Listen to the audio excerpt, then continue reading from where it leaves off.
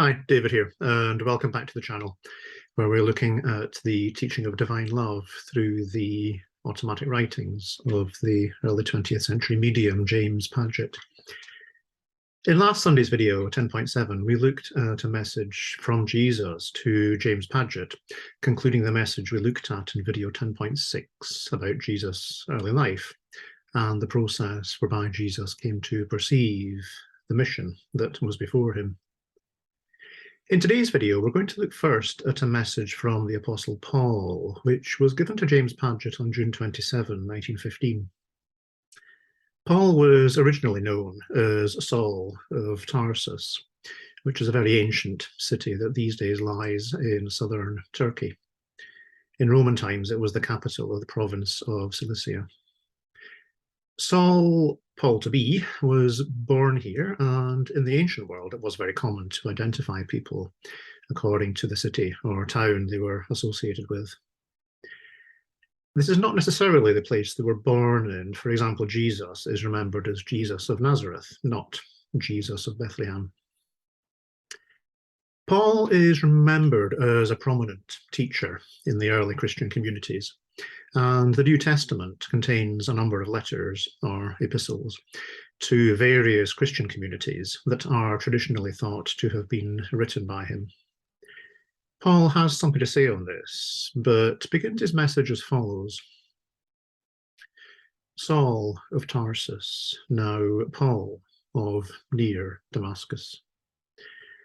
Well, as you are longing tonight for love and fellowship with the disciples of the Master, I thought I would write to you just a little to show that all of the Master's disciples are in their living spiritual bodies, and I am alive and will never again die.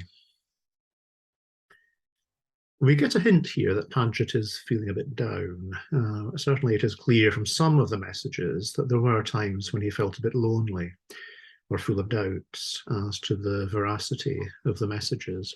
And this did affect his enthusiasm for the work of writing them. So Paul comes forward to try and keep him interested. And it seems that, having identified himself, James asks him if he is indeed the author of the epistles in the New Testament that are attributed to him. Paul replies, I have written many epistles which are contained in the Bible, and some are nearly correct. And in them you will find my idea of God and of the Master. However, I never taught that the Master was God, and neither did I teach the doctrine of the vicarious atonement or the sufficiency of Jesus' blood to save a sinner from the sins of his earthly deeds. I never taught that any man's sins would be borne and the penalty for the same be paid for by another. And wherever these doctrines are set forth in my epistles, they were not written by me. So the answer to James's question is very much a yes, but response. In saying that some of the letters in the New Testament are nearly correct, the obvious implication is that some of the others are not, and that none of them is wholly correct. Paul then goes on to correct some specific things. First, Jesus is not God, and Paul never taught that he was or is. Secondly, Paul never taught that Jesus' death on the cross did anything to bring anyone else closer to God. There is no vicarious atonement. If we are to be at one with God, we must each work on this for ourselves.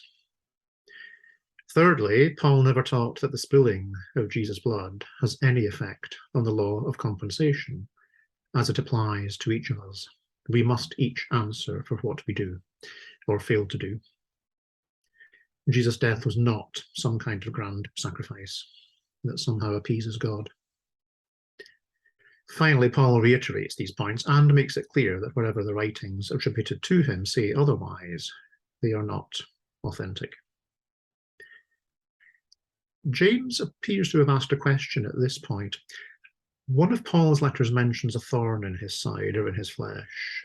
And James seems to have asked what he meant by this, assuming that part of the epistle is original, because Paul says, the thorn in the flesh, 2 Corinthians 12:7, was my doubt at times that I was called to preach the truth of man's salvation as taught by Jesus. I say I doubted at times that I was called to do such work, for notwithstanding the Bible narrative of my conversion, Acts 9:20, I was not altogether convinced by the vision that I saw. I know now that it was a true vision, and that I was called. But when on earth I had my doubts at times, and this was my besetting sin. Paul is remembered for having had a vision of Jesus while traveling to Damascus, and this is what is remembered in the Bible narrative, although again Paul indicates that it cannot be entirely taken at face value. There is no indication in the New Testament narrative that Paul had his doubts, but Paul is saying here that he was indeed dubious as to the reliability of that experience. In this, Paul probably has every sympathy with James Padgett's doubts as to the messages he was receiving. Who wouldn't? If James's mood is indeed having a bit of a dip, he has a spirit communicator with him who perfectly understands his human tendency to doubt. Paul continues, of course, from my epistles, you would never think that I had any doubts, and I purposely abstained from making known my doubts, and so called it my besetting sin. And I thank God that I never let that doubt influence me to prevent me from giving the work my call. For if I had, I would have undoubtedly relapsed into the persecuting Jew. As I continued to preach, my faith grew stronger, and after a while my doubt had left me, and in my latter years I had no doubt. So although Paul clearly had a case of what today we might call imposter syndrome, nevertheless, he did respond to the vision he had by becoming an advocate for the teachings of Jesus. And through that activity, he strengthened his own conviction as to the truth of those teachings. When Paul says he was glad not to relapse into the persecuting Jew, he is referencing his activity up to that point in trying to stamp out the presence of Jesus' followers and teachings in the Jewish synagogues. The New Testament account of Paul's vision experience is dramatic, deliberately dramatized for effect. And James asks him whether that experience had made him afraid. Paul replies, well, as to being afraid, I will have to disillusion you, for I was never stricken blind or taken to the house of the prophet of God, as the Bible says, Acts 9:17. My vision, though, was plain enough, and I heard the voice upbraiding me. And I believed, but at times there would come this doubt that I speak of. We see here a very human Paul. I mean, how many of us would be brave enough to change our perspective and act on a vision as he did? Never having met Jesus prior to his execution, this vision is their first encounter with each other. I'm sure most of us would be very much at risk of letting our doubts get the better of us rather than acting on such a vision. James appears then to ask Paul where he has his home in spirit. Remember that James has recently had a message from Jesus which indicated that John was the one of his disciples most blessed with divine love, followed by Peter. Paul tells James, I am not in as high a sphere as St. John, for I have not the divine love that he has. Although I am in a very high sphere and am the governor of the city in which I live. I am probably as much filled with this love as any of the inhabitants of my city, and consequently, having been a disciple of the Master, they selected me for their governor. Peter is not in the same sphere, he is in a higher one. Some disciples are higher and some are lower. Andrew is in my sphere, but does not live in my city. Interesting little glimpse there as to how things are organized in spirit. There seems to be something of a democratic element, at least among people of a similar level of spiritual development. Paul concludes the message by saying, I am glad that you called me tonight, or rather, the influence of your love called me, as I am much interested in the work that you have to do for the Master. You will be able to do this work, and it will be a great revolutionizing one when it is published. Well, I will be glad to write to you at times, and will give my present opinion on some of the things I discussed in my epistles. So as I have written considerable, I will say good night and stop. Your friend and brother, St. Paul of the Bible. So an interesting message, prompted in part by Paul seeing that Padgett was indeed of a bit of cheering up. And there is a somewhat similar message from Jesus just 2 days later on June 29, 1915. I am here, Jesus. Well, you must have more faith and pray more. These are the important things. And the next is that you must call on me when you get despondent and need consolation, for I will respond and help you. Then you must let that dear wife of yours come to you with her love and cheer. She is a beautiful spirit and loves you beyond any conception that you may have, and you must love her. James is clearly having an unhappy spell if Jesus is having to remind him how much his wife Helen loves him, and that he needs to let her connect with him more. James even asks Jesus if he loves him, so he's definitely feeling a bit sorry for himself. Jesus, of course, replies, yes, I do love you more than you can comprehend, and you must return my love and be at one with me. I pray with you every night when you ask me to, as you do, and I know that God will answer my prayers as well as yours. I know what I say, and you must believe me. So let me have your questions, no matter what they will be, and I will answer before you ask them. So Padgett takes him at his word here and asks whether a book he is reading, which speculates about Jesus' life, is correct. It's not clear precisely which book James is reading, but it's one that entertains the possibility that Jesus learned his spiritual understanding by traveling abroad and learning about the religions and philosophies of other countries. Jesus replies, no, I was never in India or Greece and those other places studying the philosophies of the Indian and Greek philosophers.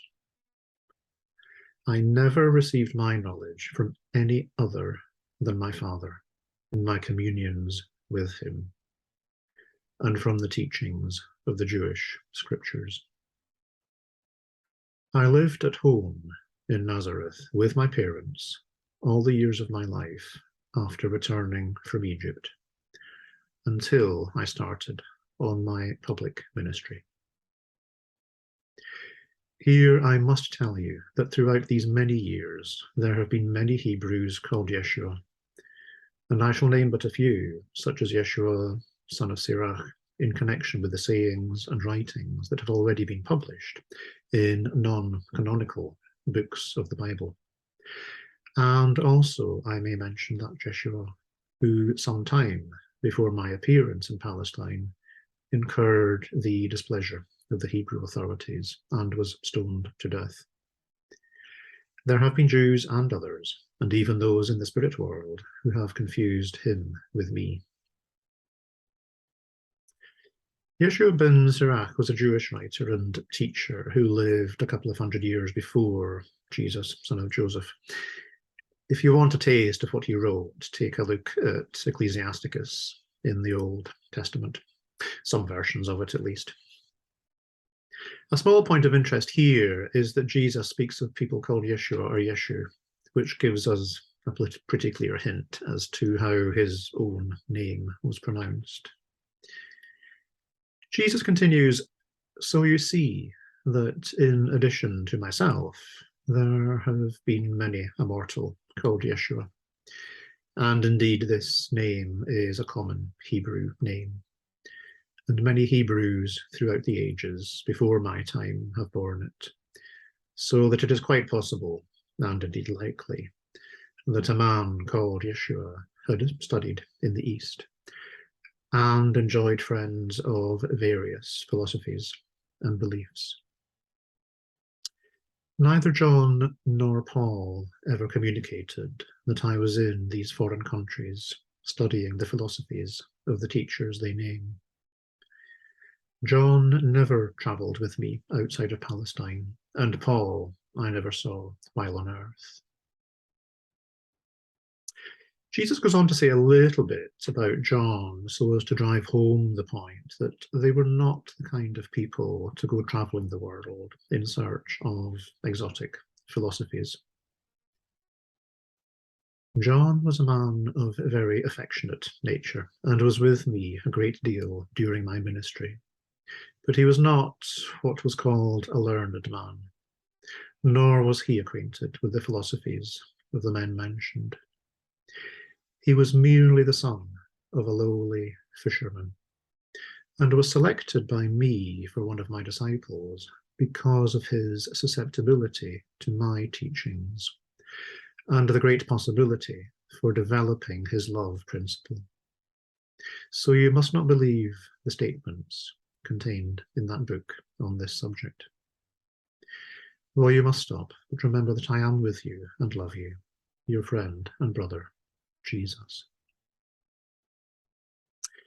So another interesting message and a pretty emphatic statement that suggestions about Jesus and his followers traveling the world in search of learning are entirely imagined.